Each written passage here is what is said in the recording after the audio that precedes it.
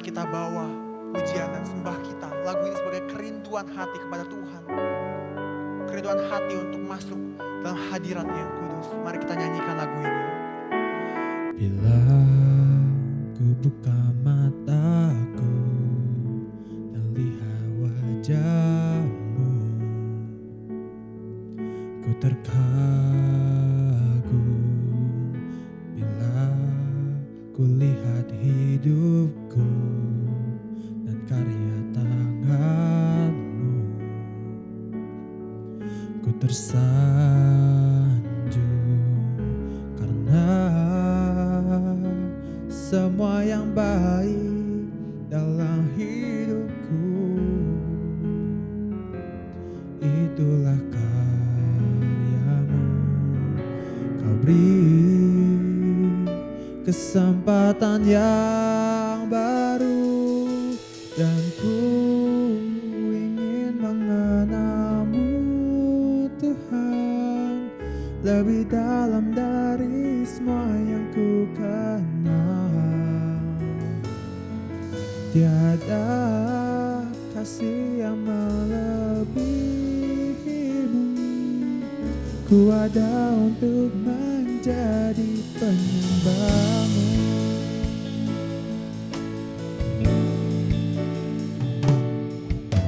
Bila ku buka mataku dan lihat wajah-Mu, ku terkagum. Bila ku lihat hidupku dan karya tangan-Mu, ku tersanjung karena semua yang baik dalam hidupku itulah karya-Mu. Beri kesempatan yang baru dan ku ingin mengenal-Mu Tuhan, lebih dalam dari semua yang ku kenal. Tiada kasih yang melebihi-Mu. Ku ada untuk menjadi penyembah-Mu, dan ku ingin mengenal-Mu Tuhan, lebih dalam dari semua yang ku kenal. Tiada kasih yang melebihi-Mu. Ku ada untuk menjadi penyembah-Mu.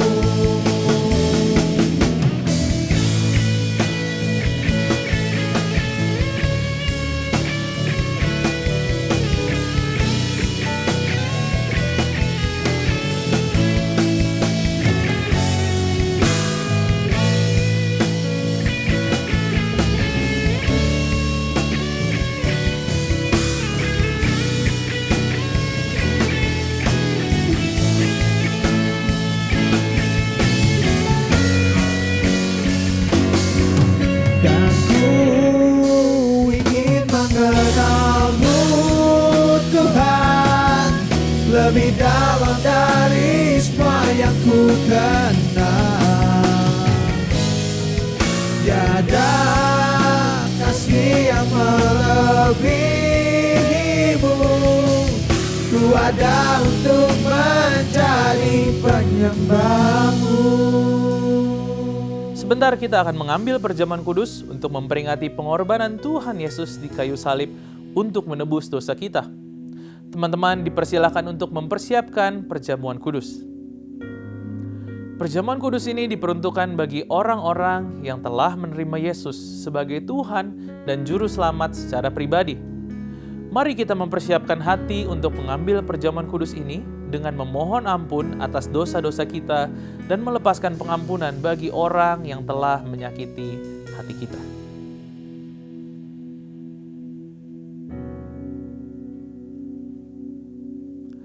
Mari kita angkat roti di tangan kita.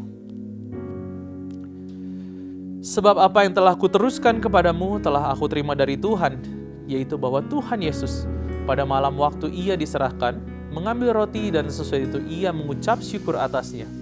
Ia memecah-mecahkannya dan berkata, inilah tubuhku yang diserahkan bagi kamu. Perbuatlah ini menjadi peringatan akan aku. Mari kita makan roti ini dengan penuh ucapan syukur di dalam nama Tuhan Yesus.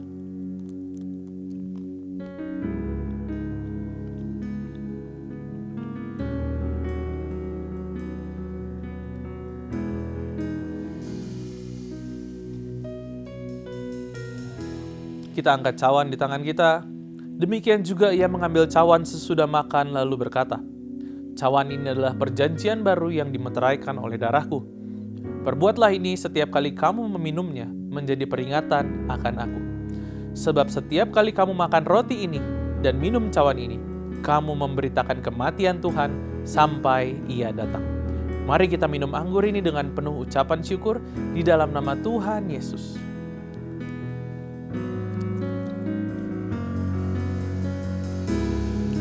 Tuhan Yesus, kami bersyukur atas pengorbanan-Mu di kayu salib.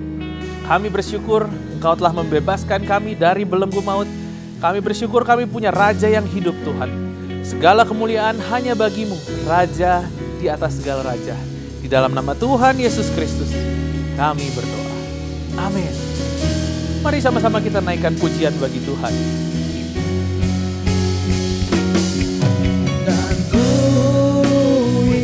Mengenalmu Tuhan, lebih dalam dari semua yang ku kenal.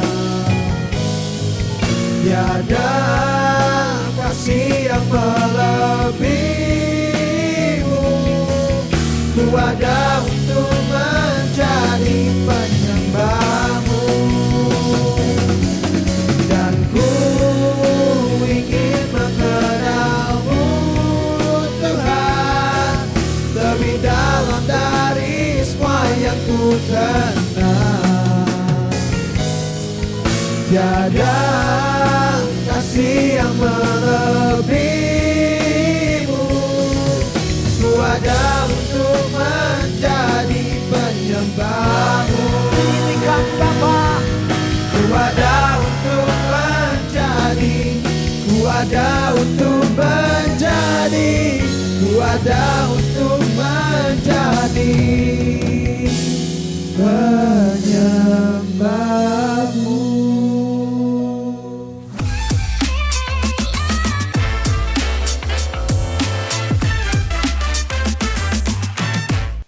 Hello students, welcome back to Radiant Student Online Service, ibadah online untuk pelajar SMP dan SMA. Welcome to February. Di awal bulan yang baru ini kita kembali mengambil bagian dalam perjamuan kudus untuk mengenang pengorbanan Tuhan Yesus yang membuktikan kasih-Nya untuk kita. So you are fully loved by God and you have future in Him. Mari kita berdoa. Tuhan Yesus, kami bersyukur karena Engkau memberikan diri-Mu Tuhan, sehingga kami memiliki masa depan dalam Engkau. Kami siap untuk melihat apa yang Tuhan punya untuk kami, apa yang Tuhan sudah siapkan untuk setiap anak-anak Tuhan. Dalam nama Tuhan Yesus kami berdoa, amin. Teman-teman, pernah nggak kalian lagi mau main game, misalnya main Minecraft atau Roblox yang lagi sering kalian mainin ya, dan kamu lagi pengen membangun rumah yang keren. Kamu tentu nggak bisa cuma bilang, aku mau membangun rumah keren. Kalau cuma ngomong doang dan berharap rumahnya tiba-tiba ting muncul, tentu nggak akan bisa. Apa yang harus kamu lakuin? Tentu kamu harus mulai membuat kebiasaan, mulai ngumpulin blok-bloknya, membangun temboknya, bikin pintunya, pasang lampunya, dan bahkan sebelumnya memikirkan alurnya dan desainnya mau kayak gimana. Teman-teman, sama seperti hidup kita. Masa depan kita itu bukan cuma dari keinginan atau harapan-harapan, tapi dari kebiasaan-kebiasaan kecil yang kita lakukan setiap hari. Masa depan kita ditentukan oleh kebiasaan kita. Hari ini tanggal 1 Februari, pasti teman-teman berpikir, wah udah Februari lagi nih, Januari sudah berlalu. Tapi tenang aja, jangan berkata sudah Februari, tetapi ini baru Februari, let's start something new. Teman-teman, kita semua pengen masa depan yang bahagia, pengen ada keluarga yang ideal, Ada family goals, ada sister goals, ada sibling goals, dan goals-goals lainnya. Kita pengen hidup yang bagus, yang keren, yang kalau dipasang di feed Instagram atau TikTok itu seru gitu ya. Tapi kenyataannya 40% hal yang kita lakukan tiap-tiap hari itu kita lakukan secara otomatis. Wah, maksudnya gimana? Maksudnya tiap hari kita melakukan kegiatan-kegiatan biasanya itu karena habit kita, karena kebiasaan kita. Bukan karena kita berharap mau begitu atau kita merencanakannya, tetapi karena kita sudah biasa. Pagi-pagi, siapa di sini yang biasa bangun mepet? Atau siapa di sini yang biasa harus nge-snooze alarmnya sampai 10 kali dulu baru bangun? Itu adalah kebiasaan. Gak usah disuruh, kamu otomatis mencet snooze. Atau kamu terbiasa bangun 2 jam sebelum alarm bunyi. Itu adalah kebiasaan. Artinya kalau kebiasaan kita bagus, masa depan kita akan terbangun juga untuk jadi ikut bagus. Kalau kebiasaan kita buruk, masa depan kita juga akan ikut terbangun menjadi masa depan yang tidak sesuai dengan harapan kita. So, apa yang kita lakukan hari ini menentukan besok-besok, tahun depan, 2 tahun lagi kita bakal jadi orang yang seperti apa. Nah, minggu lalu kita belajar dari seorang tokoh Alkitab yang bernama Daniel. Daniel di Gua Singa. Pernah ingat ya teman-teman? Masih ingat gak bagaimana dia berubah statusnya dari seorang tawanan di negara yang asing sehingga dia menjadi seorang kepercayaan yang menempati salah satu dari 3 jabatan tertinggi di kerajaan tersebut, di kerajaan Persia. Dia dipercaya oleh sang raja yang bernama Raja Darius. Hidup Daniel berubah dan dia mendapatkan promosi dari sang raja bukan gara-gara tiba-tiba. Gak mungkin dong rajanya tiba-tiba cap cip cup deh siapa yang mau saya tempatkan di 3 posisi tertinggi di kerajaan. Tentu tidak. Daniel mendapatkan promosi karena kebiasaannya yang bagus. Kebiasaannya yang healthy, ada healthy habit. Alkitab cerita tentang Daniel, dia bukan orang kaya, dia bukan orang terhormat, bahkan dia adalah seorang tawanan. Tapi kok bisa ya karirnya menanjak, terus naik sampai dipercaya raja, sampai menjadi orang yang paling berpengaruh di kerajaan itu. Semua karena Daniel punya kebiasaan yang bagus, kebiasaan yang sehat, ada healthy habits. Dia hidup disebutkan dalam firman Tuhan, hidupnya adalah hidup yang tanpa cela. Di Daniel 6 ayat 5-6 kita lihat bukti yang tertulis di firman Tuhan. Daniel 6 ayat 5-6 mengatakan, kemudian para pejabat tinggi dan wakil raja itu mencari alasan dakwaan terhadap Daniel dalam hal pemerintahan. Tetapi mereka tidak mendapat alasan apapun atau sesuatu kesalahan. Sebab ia setia dan tidak ada didapati suatu kelalaian atau sesuatu kesalahan padanya. Maka berkatalah orang-orang itu, kita tidak akan mendapat suatu alasan dakwaan terhadap Daniel ini, kecuali dalam hal ibadahnya kepada Allahnya. Dikatakan tidak ada alasan apapun yang bisa dituduhkan. Jadi karena Daniel ini dari tawanan dan dia tiba-tiba diangkat raja karena kebiasaannya yang baik, kebiasaan yang sehat, ada orang-orang yang iri hati sama Daniel. Jadi orang-orang yang iri hati ini, yang ingin jabatan Daniel ini mencari-cari salah yang bisa membuat Daniel diturunkan atau dibuang dari jabatannya. Tapi mereka cari, apa mungkin dia kurang disiplin? Oh, dia sangat disiplin. Atau mungkin Daniel ini, kurang jujur, tapi Daniel sangat jujur. Atau Daniel mungkin cara bicaranya kurang sopan. Oh, Daniel sangat sopan dan sangat setia. Tidak ada celah, tidak ada cacat sehingga gak bisa disalahkan. Akhirnya mereka mengatakan di ayat yang ke-6, hanya ada satu yang bisa jadi alasan untuk menyalahkan si Daniel ini, yaitu dari ibadahnya kepada Tuhan. Daniel punya Tuhan yang berbeda dari Tuhan yang ada di negara tersebut. Tuhannya Daniel, Tuhan Allah, Tuhan yang hidup, Allah Yahweh, berbeda dengan Tuhan yang disembah oleh Raja Darius di Persia itu. Lalu apa yang terjadi? Karena para pejabat tidak menemukan kesalahan Daniel, jujur, bisa dipercaya tanpa celah. Akhirnya mereka mencoba untuk menjebak Daniel dalam hal ibadahnya. Daniel punya kebiasaan rohani yang kuat. Kebiasaan rohaninya adalah dia sehari berdoa 3 kali. Wah, Seorang yang begitu sibuk, dia ngurusin satu negara, dia menjadi orang yang jabatannya tertinggi, 3 orang tertinggi itu salah satunya dia, pastinya sibuk banget ya. Tapi di tengah kesibukannya, dia mampu memanage sehingga dia punya kebiasaan berdoa dan memuji Allah 3 kali sehari. Akhirnya orang-orang itu bilang kepada raja, raja bikin deh peraturan yang mengatakan bahwa semua orang dalam waktu 30 hari ke depan hanya boleh menyembah atau meminta sesuatu pada raja.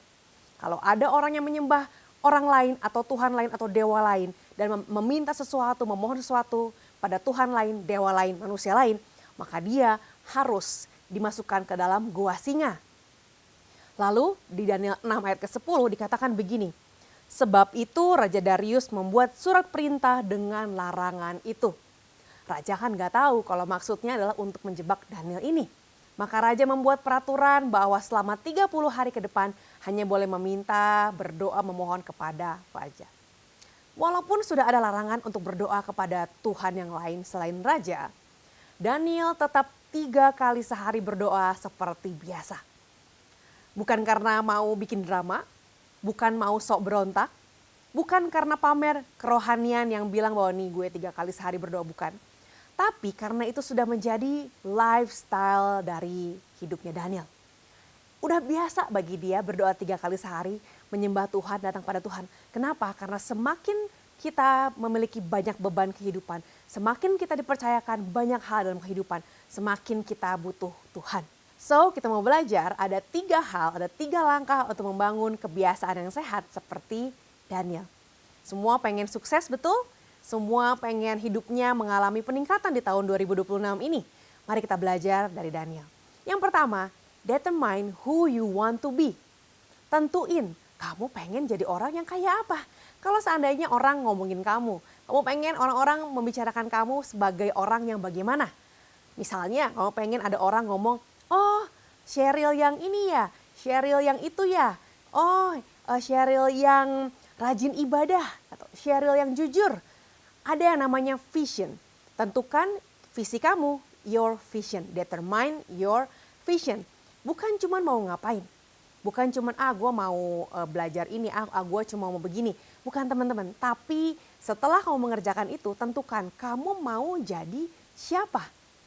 Determine. Tentukan kamu mau jadi orang yang kayak apa. Ada 2 orang pekerja yang sedang membangun jembatan. Nah pekerja ini yang satu dia sibuk angkut batu, yang satu lagi sibuk nyokop pasir, yang satu mukanya bete banget, yang satu mukanya happy banget. Yang mukanya bete ditanya, kamu lagi ngapain kok bete banget? Lalu dia bilang, bosen nih saya cuma angkut-angkut batu dari pagi sampai sore, angkut batu terus setiap hari. Lalu yang kedua nih yang semangat banget, yang mukanya sumringah happy ditanya, kamu lagi ngapain? Oh saya sedang membangun jembatan. Nanti kalau jembatannya sudah jadi, maka orang-orang akan bisa pergi dari kota yang satu ke kota yang lain tanpa harus mengambil jalan berputar. Dia bisa melewati jembatan. Jembatan ini akan menolong banyak orang dan saya mengambil bagian dalam jembatan yang menolong banyak orang ini. Apa bedanya teman-teman? Yang membedakan antara si pekerja yang mukanya bete dan si pekerja yang mukanya semangat adalah tujuan, vision. Orang kedua mau jadi orang yang membangun jembatan. Dia mau dikenal sebagai si pembangun jembatan yang menolong banyak orang, yang memberkati masyarakat. Dia bukan hanya sibuk mengerjakan tugas angkut batu, angkut pasir tanpa tahu arah tujuannya. Sedangkan orang yang kedua, dia nggak tahu tujuannya apa. Dia cuma tahu, males banget nih suruh angkut batu. Males banget nih kotor tangan saya, luka, aduh pegel. Saya jadi nggak bisa bangun siang. Fokusnya adalah kepada kegiatan sehari demi sehari. Sedangkan orang yang semangat tadi, dia tahu bahwa dia punya tujuan. Setiap batu yang diangkat, setiap pasir yang dia serok akan menghasilkan sesuatu yang akan membangun sebuah jembatan yang memberkati masyarakat. Teman-teman, kamu mau dikenal sebagai seorang pelajar yang kayak gimana? Yang berintegritas kah? Atau yang bikin ribut di kelas? Pelajar yang rajin kah? Atau si pemalas yang sering ketiduran? Yang dikenal sebagai orang yang dekat dengan Tuhan, yang menjaga perkataannya, yang sopan kepada semua orang, atau sebaliknya, yang tidak tahu sopan santun, yang tidak mengerti apa yang menjadi tujuan hidupnya. Teman-teman pelajar, tujuanmu akan menentukan tindakanmu. So, vision dulu, baru action. Ketika tahu untuk apa, untuk membangun jembatan, maka si pekerja nomor 2 ini, dia mengambil action, mengambil batu, menyerok pasir, menyusun, mengangkut, karena dia punya visi, dia punya vision. Dan akhirnya ada action. Jadi yang pertama, determine your vision. Yang kedua, build habits to reach your vision. Punya vision gak cukup. Kamu harus mengambil sebuah kegiatan, sebuah kebiasaan yang akan mengarah kepada terbentuknya dan mengarah kepada terjadinya visi tadi. Harus ada intention, ada niat yang membuat kamu mengambil tindakan tersebut. Waktu si pekerja nomor 2 ini mengangkut pasir, mengangkut batu, dia punya intention. Dia punya sebuah tujuan bahwa kalau aku angkut batu tiap hari, maka one day jembatan ini akan selesai. So kalau kamu sudah tahu mau jadi apa nanti 15 tahun ke depan, 10 tahun ke depan, sekarang tentukan kebiasaan kecil yang akan membantu kamu untuk sampai ke sana. Contoh, kamu mau jadi dokter, atau kamu mau jadi arsitek, atau kamu mau menjadi seorang engineer yang membangun pesawat. Tentu kamu harus mempelajari fisika, kimia. Kalau kamu bilang, saya sih benci kimia, benci fisika, tidak mungkin kamu menjadi dokter. Aduh, saya benci biologi, saya nggak mau belajar sel-sel dalam tubuh manusia. Tidak mungkin kamu menjadi seorang dokter. Dan tidak mungkin kamu bisa untuk mengerti hal-hal yang berhubungan dengan kedokteran atau arsitektur dan hal-hal lain yang harus sesuai dengan apa yang kamu pelajari. Apalagi misalnya hal yang lebih sederhana, kamu pengen lebih dekat dengan Tuhan. Biasa kalau di awal tahun ditanya, apa yang menjadi goal kamu tahun ini dalam kerohanian? Saya pengen lebih dekat dengan Tuhan. Maka bangunlah kebiasaan doa 5 menit tiap pagi, baca 5 ayat tiap malam. 5 menit tiap pagi berdoa, 5 ayat tiap malam baca Alkitab. So, ketika kamu membangun kebiasaan itu setiap hari, selama kurang lebih 360 hari ke depan, maka baca Alkitab dan berdoa menjadi bagian hidupmu setiap hari.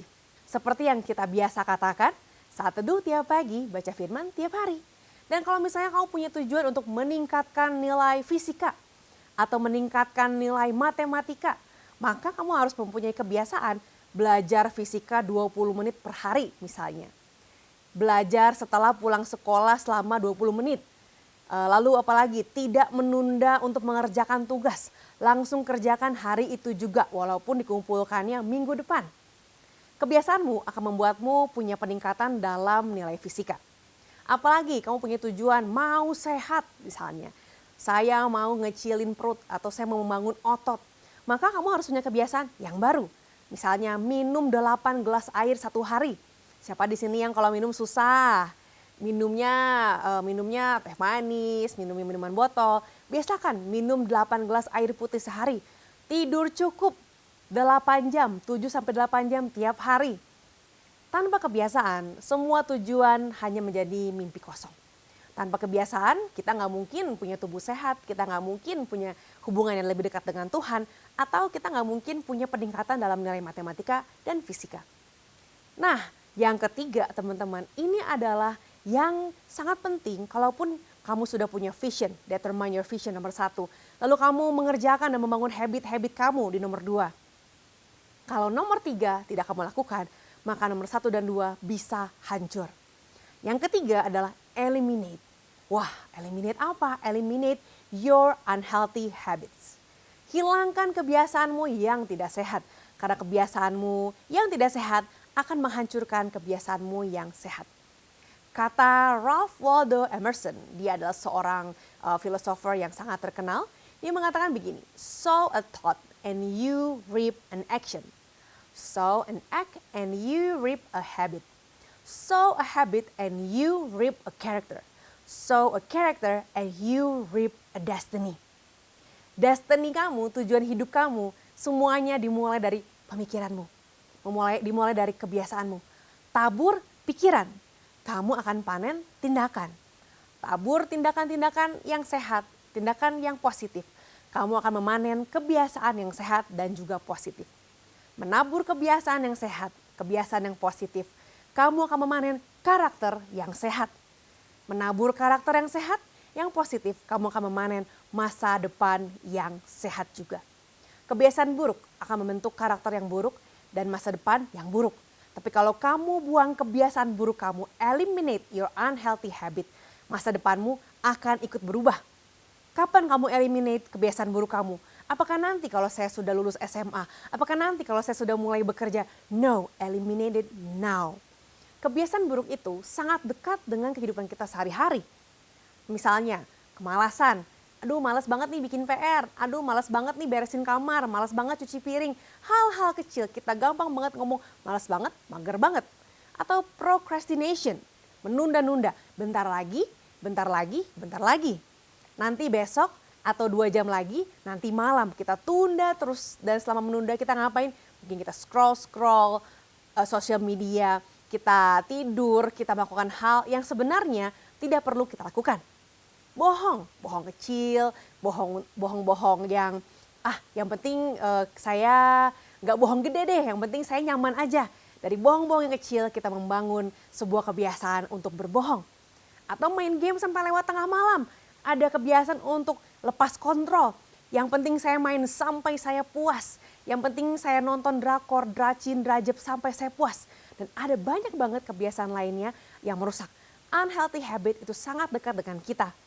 Eliminate it now. Kamu harus eliminate semua unhealthy habit atau your habit will reap your destiny. Kamu akan menuai kebiasaan, kamu akan menuai karakter yang tidak sehat. Teman-teman, masa depanmu adalah kebiasaanmu. Your future is your habit and your habit is your future. Kita nggak bisa punya kebiasaan yang kacau balau dan berharap ada masa depan yang teratur. Ada 3 hal teman-teman. Ingat-ingat lagi, yang pertama determine, punya vision. Yang kedua build, intentionally kamu membangun kebiasaan yang sehat, lakukan kebiasaan yang sehat, dan jangan lupa eliminate all unhealthy habit. Hidup Daniel meningkat bukan gara-gara dia beruntung. So it's not about luck. It's not about, dia mau hoki. Bukan teman-teman. Tapi karena kebiasaan yang sehat, kebiasaan yang konsisten dan setia. Kamu pun bisa memiliki masa depan yang kuat kalau kamu mulai dari kebiasaan kecil hari ini. Bukan besok, bukan nanti, nggak usah tunggu kamu SMA. Start now. Sama-sama hari ini memulai bulan Februari dengan satu komitmen untuk memulai kebiasaan yang baik, memiliki tujuan, dan juga mengeliminate semua hal yang tidak sehat. Saya mau tantang teman-teman pelajar. Kalau kamu mau untuk memiliki visi hidup yang baik, yang memuliakan Tuhan, dan kamu mau untuk berjalan dengan visi dari Tuhan mulai hari ini, kamu hanya bisa melakukannya bersama-sama dengan Tuhan Yesus. Maka yang pertama, saya mau tantang, kalau kamu belum pernah menerima Tuhan Yesus sebagai Tuhan dan Juru Selamat, maka inilah waktunya, terimalah Yesus sebagai Tuhanmu, sebagai Juru Selamatmu. Dan yang kedua, kalau kamu mau mulai untuk membangun good habit, healthy habit, dan membuang semua kebiasaan yang tidak sehat, mari kita sama-sama minta Roh Kudus memberikan kekuatan kepada kita. Mari kita berdoa. Tuhan Yesus, Engkau melihat setiap jemaat-Mu Tuhan dimanapun mereka berada, para pelajar yang rindu untuk menjadikan Engkau Tuhan dan Juru Selamat dalam hidup mereka. Mereka menyerahkan hidup mereka, masa depan mereka kepada Tuhan, agar mereka bisa menjalani tahun yang baru, bulan yang baru bersama-sama dengan Engkau. Biar mulai hari ini mereka menjadi anak Tuhan, mereka berpindah dari kerajaan kegelapan kepada kerajaan terang oleh kasih-Mu yang ajaib dalam nama Tuhan Yesus. Dan kami juga percaya bahwa Tuhan memberikan Roh Kudus-Mu agar kami mampu untuk berjalan dalam kebiasaan yang sehat dan meninggalkan kebiasaan-kebiasaan yang buruk. Biar salib-Mu Tuhan ada di depan kami dan kami mampu untuk meninggalkan semua hal-hal yang buruk di belakang kami dan hanya memandang kepada salib Kristus. Terima kasih Tuhan. Dan saat ini jemaat Allah, sama-sama kita akhiri ibadah kita. Mari kita ucapkan syukur kepada Allah. Biar Tuhan Allah selalu menyertai kita semua. Angkatlah tanganmu dan terimalah berkat Allah dalam nama Bapa, Putra, dan Roh Kudus. Diberkatilah engkau dalam segala hal yang kau kerjakan. Selama hatimu mengasihi Tuhan, maka Tuhan akan menyertai setiap apa yang kau kerjakan. Tuhan akan membuat semua yang kau kerjakan akan mendatangkan kebaikan bagi hatimu yang mengasihi Tuhan. Dalam nama Tuhan Yesus, semuanya siap berjalan bersama Roh Kudus dan memulai kebiasaan-kebiasaan yang benar. Sama-sama kita katakan amin. Teman-teman yang mau share sesuatu yang perlu didoakan, kamu bisa scan QR code di bawah ini. Ada pendoa yang siap untuk mendoakan teman-teman semua. So happy weekend, God bless you. Tuhan.